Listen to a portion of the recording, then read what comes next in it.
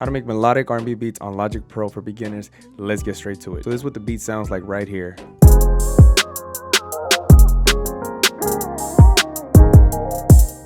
All right, I'm gonna go step by step for everybody that's trying to learn how to make these type of beats. And you know, on this channel, we go over chords. We don't go over like clicking in things. I'd rather you guys learn the piano chords that I'm playing. All right, really quick, these are the piano chords, and I have the MIDI pulled out right here so you guys can see what I'm playing, and also you guys can see from the top camera what I'm playing with my fingers so you guys can get both sides. So I'm playing in the key F minor, and I'm playing this chord progression right here.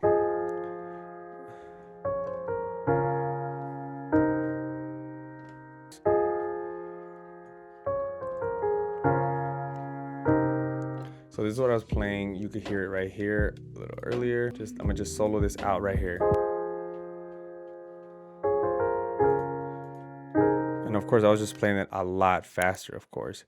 But let's go over it really slow so you guys can see exactly what I'm playing. So to make it the simplest way possible, it's just an F minor, this, then to C sharp, or D flat, same thing, and then C minor, okay? F minor, D flat, or C sharp, and then C minor. All right, if you want to add all the bells and whistles, it's like this, which is like a D, or it's a D flat over F. Or you could play like this, which is a F minor 7. And then you go like this, which is a regular D flat, and then A flat over C, which just sounds way nicer. And you want to play it in real time, it goes like this. And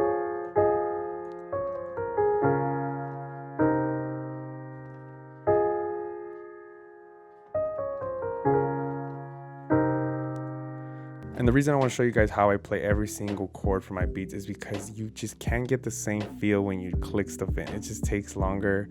And right here, you can actually pause the video and learn the chord progression for every single video. I think it's good. For the piano, you know, I didn't really use too many effects. I added a Pro Q3 right here and just did a bandpass narrow. And all a bandpass narrow does is just closes in from the high and the lows.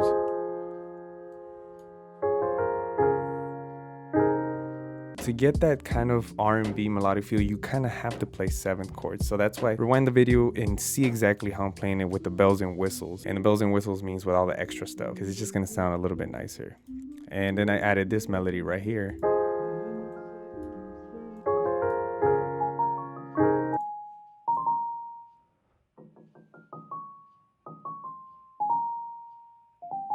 And all I did with that was just mess with the scale. I used a piano V2 American Jazz Studio from Arturia, and bandpass narrow, same thing, but I made it super compressed. Like I just EQ'd the high and the lows completely, like right in the midsection, so you can't hear any of it. And together it creates a cool little sound. I reduced obviously the second piano a lot. The third thing I added was this right here. This creates like that ambience that you need, man. Like, and all I really did for this, I just copied and pasted this. So whatever I played in the beginning, I copied it and I pasted here at the bottom. All right. And I just added a Pro Q3, same thing, bandpass there, same exact thing I did for instrument 1. But if you guys, for Logic users, Alchemy, utilize Alchemy. You will not regret it. You got to keep, you know, Alchemy has such great sound. I have them highlighted right here. I always give stars to whatever the better sounds are, so I won't forget them. Antarctic Sun is one of those, and you could obviously mess with it right here and use these effects, crossfade and attack. It's you know, it's good that you kind of mess around with those things so you can start learning what they do. Though all I did was, again, a Pro Q3, and I added the bandpass narrow because I wanted it very muffled. Then I added, I think it was a vocal chop. Yeah. Oof, that's just, and I used Serato sampler for this one. I don't know, I forgot who I got this sample from, but it's just, I love the way it sounded. I believe I got it from Splice, but I'm not too sure yet. And I used a Pro Q3 because without it sounds like this. You know, and I want it. And then with the UAD real verb, now this is, you know, this one you have to actually purchase in order for you to use it. I love using this one for vocals because it just sounds very crisp and authentic. It sounds like, it just gives it this original reverb sound without it sounding corny. I love the way it gives it the reverb. You do have to pay for it. I think it's one of the more expensive reverbs to use, but you can get away with it if you use this one right here. Let me show you guys right here. It's Space Designer. Boom. Let's switch it over real quick. It sounds just as, like, almost just as good if you just mess with the knobs a little bit, reduce some of the dry, increase some of the wet, but not too much. Okay, then I added this right here. So it's just a little oh. I don't know why I added that. I just liked it. It just sounded cool, you know? Sometimes you use little things, you know, as you're producing, you're making your tracks, you use little things here and there that you feel are just gonna make a difference. And it's okay to do that, even if it's the smallest thing. It's crazy, but it works. So for all you beginners out there, don't hesitate when you're like, is this too much? Maybe, you know, play with it. Take it out, put it back in. You think it's too much, take it off. You know, it won't hurt you to try. All right, so then for this one, all I did was, again, Pro Q3, definitely reduced all the frequencies on this. You could barely hear it, like it's in the background. Like you could hear it, but it's like, it kind of just passes through whatever else I'm playing. And believe it or not, I used a drip plugin for this. All I did was just use the regular preset that it has already, and then I think I just increased some of like the dry and the wet, little, like tiny bit, and that was it. For everybody making fun of the drip plugin, I actually use it sometimes. Here we go. This is the last thing I added. Was this right here? Right. This is the last vocal sample I used, and I got it from Splice also. Same thing, same concept, bandpass narrow, and I use a UAD reverb. I use that for a lot of my vocals. I just love the sound and the authentic feeling that it gives it. So altogether, the sample without the drums, it sounded like this.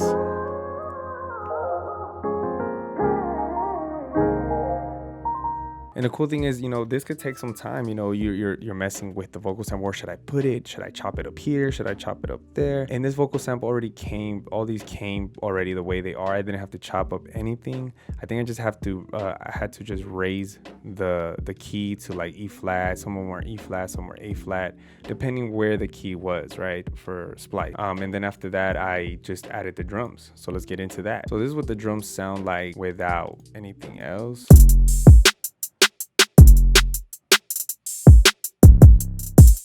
Which is, they're smacking, bro. Like, you can't even lie. You can't even deny that. This is the perk I use right here. And this is the EQ I'm using. As you can see, it's like peaking at 5.6, 4.7. Which just sounds good. I just use that one perk. I love that snare. It sounds super good. I got it from a sample pack that I already have, and I labeled them like numbers, snare 14, because I've made a couple of them. And I'm just like 1, 2, 3, 4, 5. But just go through them, whatever, you know. I don't have a drum pack out yet, but if you guys want one, just let me know. Drop it in the comments. And then this is the hi-hat pattern that I was using. For the hi-hat, for the snare, obviously it was pretty easy. For the hi-hat, this is the pattern I used.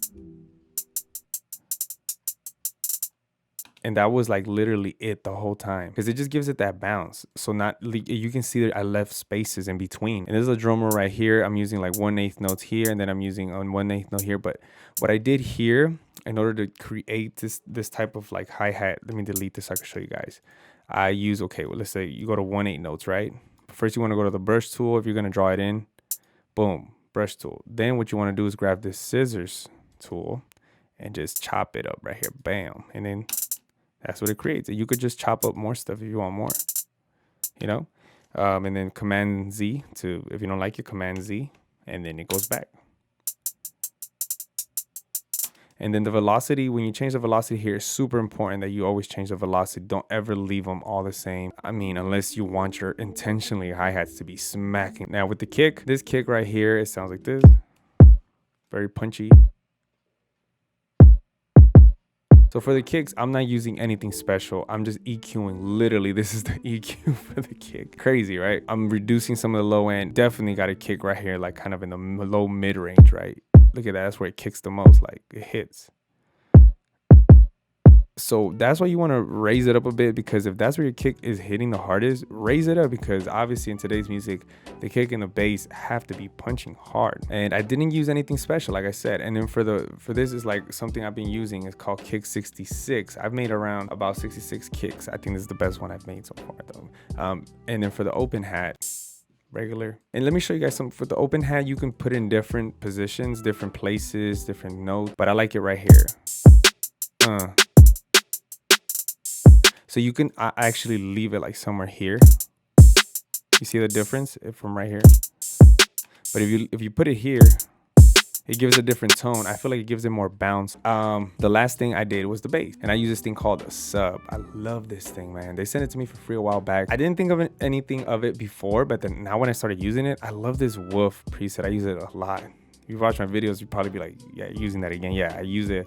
I raised down the sustain, where I raised it all the way up, and then the drive, maybe like at 9%, and then I just add this extra attack, and it just sounds so good. Like, and the EQ, I'm not really doing much. You could raise some EQ right here to give it more of a distortion feel. Now for this bass sounds pretty good. If you want to like, okay, what should I play for the bass? If you're like, okay, well, the notes I was playing in the beginning were obviously F and then C sharp and C. So that's exactly what you got to play for the bass. Every time you change the note, the bass follows. All right, simple. Same thing for the 808. Now 808, just this is what I used. I use a spins. Now for the 808, I do use a little bit of effects or FX for it, because you just have to. Sometimes you can leave them dry depending on if they're that good. So the spins 808, this is what I did right here. Very simple. Very simple, nothing crazy. You see, very simple. And I added a saucy distortion, just like 3%, and then added a Pro Q3. All right, and the Pro, I just reduce a little bit of the low end. Believe it or not, you got to do that where it causes. You could just leave it like that with nothing, but I like my mixes to be a little bit more clean. Like, I like the distortion part of it, but I don't want it to distort like a crazy amount. And then, you know, added some toms in between the beat. Nothing crazy. This is the toms that I use. Like, it was nothing special on this part here.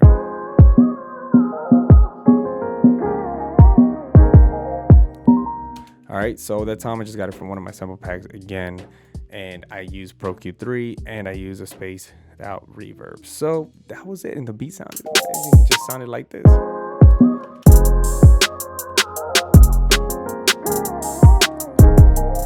And this part,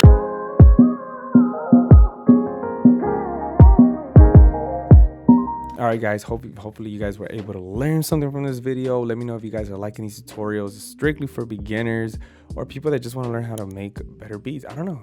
Let me know what you guys want to see next, and if you guys want to sub to my other channel where I'm just basically just doing whatever I want, doing challenges, working with artists, or just, you know, showing more of my lifestyle type of thing, but cooking up at the same time, go sub to RMC Beats.